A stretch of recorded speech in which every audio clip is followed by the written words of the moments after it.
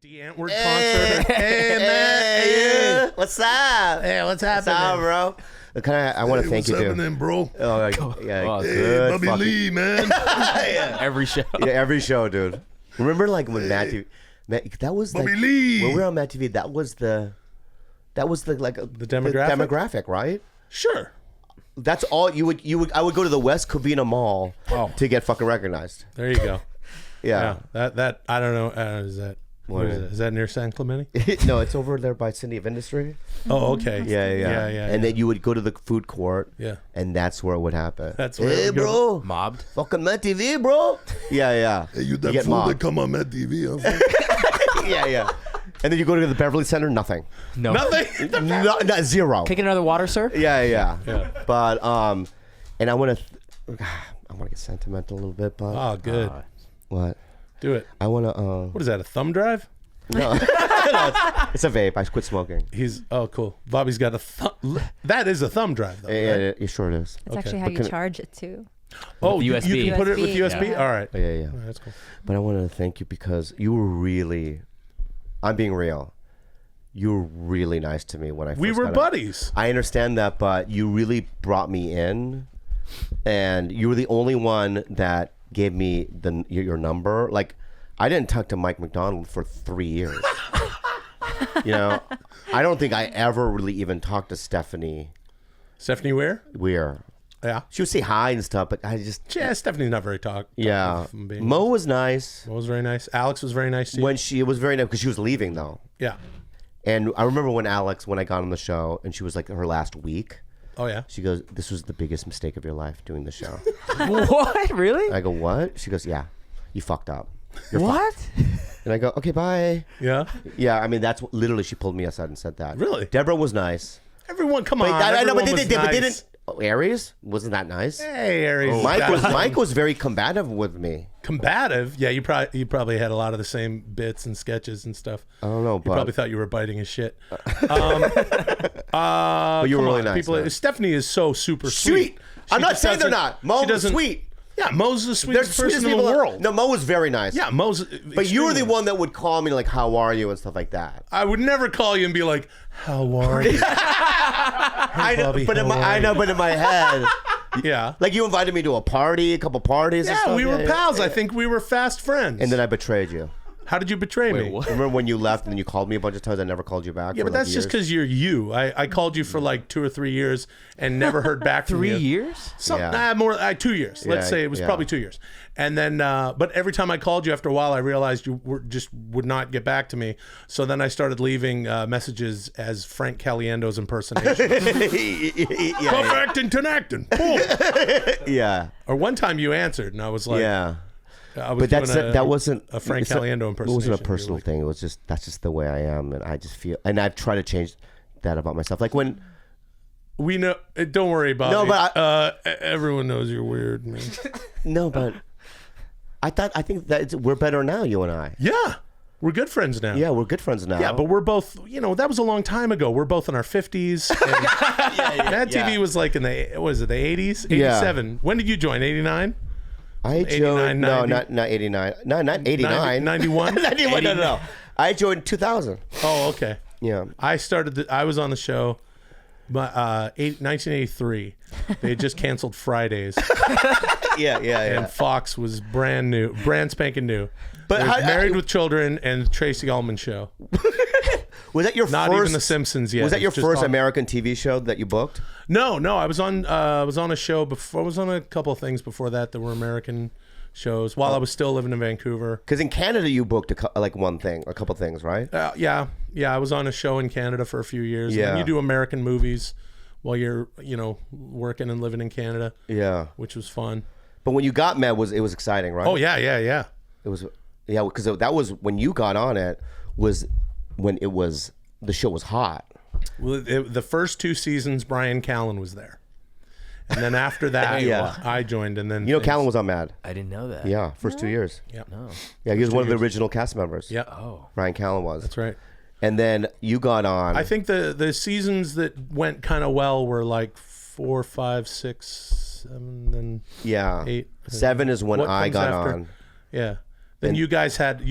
I don't think you guys got your due from the populace at large. Yeah, we didn't. The comedy audience out there that also didn't know that we existed continued to not know that you guys existed. Yeah. I continued to watch the show and thought you did a lot of very interesting stuff. Yeah, but it was when you were on it. It didn't feel like. I honestly did not feel like you were on a show.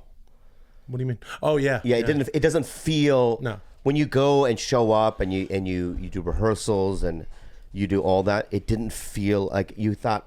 I thought this is kind of at times ghetto.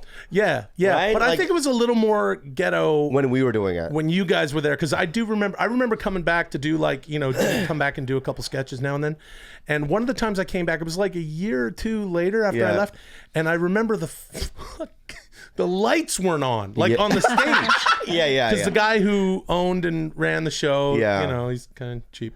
Yeah. And there were no lights on. I remember tripping on a big spool of wire cables. Yeah. Going anybody could break their leg here. What the fuck? And then just over in the corner, the sketch we were doing, that was lit up because you need the lights there to see.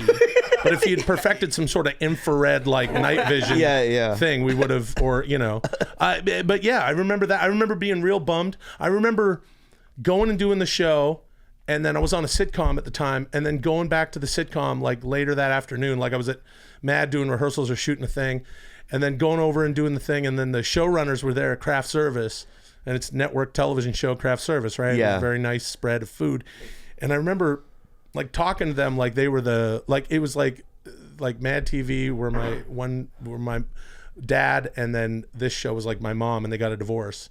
My mom had money, and they're really make sure that everyone's fed and a lot of love and stuff. And I remember being like, "You guys really blah blah blah," and they looked at me from like I was from outer space because I was giving them props for doing things that are just normal, having the lights on.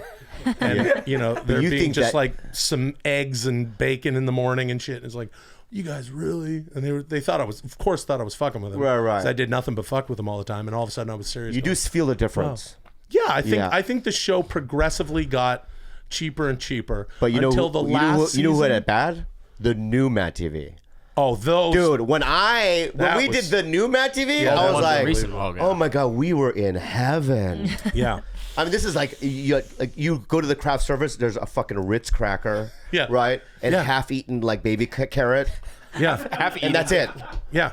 Yeah. There were literally oh man, the poor whatever. poor The fucking guys. yeah, I don't know. I don't know where that went wrong. Well, I know why that went wrong. It was on Tuesdays at 9:00 on the CW. So there's not I mean, aside from the fact that you can't do what MadTV used to do now comedically in this climate period. Yeah. The social climate, not the how many I don't know, there's lots of climates. I don't really use that. I don't try to use that word as a smart guy often, so I really showed how stupid I was there to say climate and then go which climate? But no, you can't do that show now. First of all, because if you ever watch old MadTV clips, you're like, "What? We really got away with crazy shit." They're not only sidelined by that, or they're taken down by that. They're also on the CW at 9:00. There's no way. There's no way. Talented people. Very The cast was talented great. people. A lot of the old writers came back and helped out. Great guys. And there was no way to do it. There's no way to do it. Yeah, there was girls too, Bobby. I said great guys This and girls. fucking guy. I said great guys and girls. All right. Yeah. Time to get wake. Woke, man. Fuck. See, I don't even know how to. Yeah. You gotta be woke in this climate.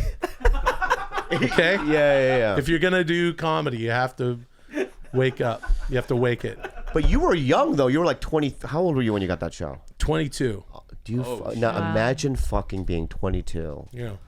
That's fucking incredible. Yeah, it was really stupid of them. What do you mean? I don't know. I mean, literally, I would just go like, Dude, you're so fucking funny. What are you fucking thanks. talking about? well, you know what? I used to do stuff like this. Like I was convinced the show would be off the air. Yeah. Like after the first season I was on it, season 3. So I was like, well, I just got to get as much tape as I can. And I got to get, the show wasn't as competitive as, say, like Saturday Night Live from what I've heard. And read. Yeah. But there was still like, get your shit on, right? Yeah. And I remember I would hang out Wednesdays. All the writers would pitch. So Tuesday nights I would be in the office until all the writers had something with me. And the one of the guys who really took me in was Mike Short, Martin Short's older brother, who wrote on SCTV, and he was a writer on the show. And he used to call me Little Buddy because he was like 6'5", and because I was really, really fat. So it's funny. And he said, and he goes, and like Tuesday nights after he'd be finished his assignments of writing, he'd go, all right, little buddy, come in here. He'd go, all right, little buddy, what are my pitches? And everyone had to have 3 pitches. Wow. Every writer. He's like, I don't want to have pitches. You know, I'm a senior writer. You know, SCTV. I won Emmys. These guys want me to pitch on Wednesday. This is a very good impersonation. Very good, dead on. And he goes, what are my pitches? And I'm like, okay, so in this one, I'm a lady, and I'm working at the grocery store. And I was just giving these shit, you know, thing. And then I'm a Martian, and I got a big purple dick or whatever. And then the next day he would go, okay, here's another Will one. He's a lady. And then they would, and then after a couple of weeks, they're like, Mike, are you just letting Will write? Because they're terrible pitches. None of them ever got written up. Yeah. And you letting Will write your pitches? He goes, I don't want to pitch on Wednesday mornings. I want an Emmy with fucking SCTV. I'm not doing this. Because he wasn't there when I was there. No, Mike left, a couple of years in. I think he left in season 4 or something like that. By the way, just FYI, Martin Short, I've never met that Short, but Martin Short, probably one of the nicest people. Very nice. Oh my God. Good Canadian stock. Yeah, just really just personable and like his stories Super are sweet. fucking amazing. Just the nicest guy. Yeah. Ever. That was great. What's great about that show too is that you got to meet like all of Dick Blasucci's people that he grew up with. That's right. So you would see Eugene Levy. Eugene Levy would come by. Yeah, and all those kind of Catherine O'Hara types did the show. Yeah, those types, and you're like, holy fuck. Yeah. I am a part of some sort of like. Paul Flaherty directed. Flaherty, and his brother, of course. And then is Joe Gudrun Flaherty. would hang out, his daughter. Gudrun Flaherty, she and- would do sketches sometimes. Yeah, man, it was like really cool in that way, you know. And Kids in the Hall writers. Yeah, Gary Campbell, Brian all those Hart. guys. Yeah, but you know, They really did it. But then when you left, it just kind of, you know, I had a good, you know, we had Jordan too. Yeah, you guys, what are you talking It was about? a good Keegan, really good stock, you know. Yeah. What are you doing, Gilbert? Just sound levels. You're emailing? No. Why would I be emailing?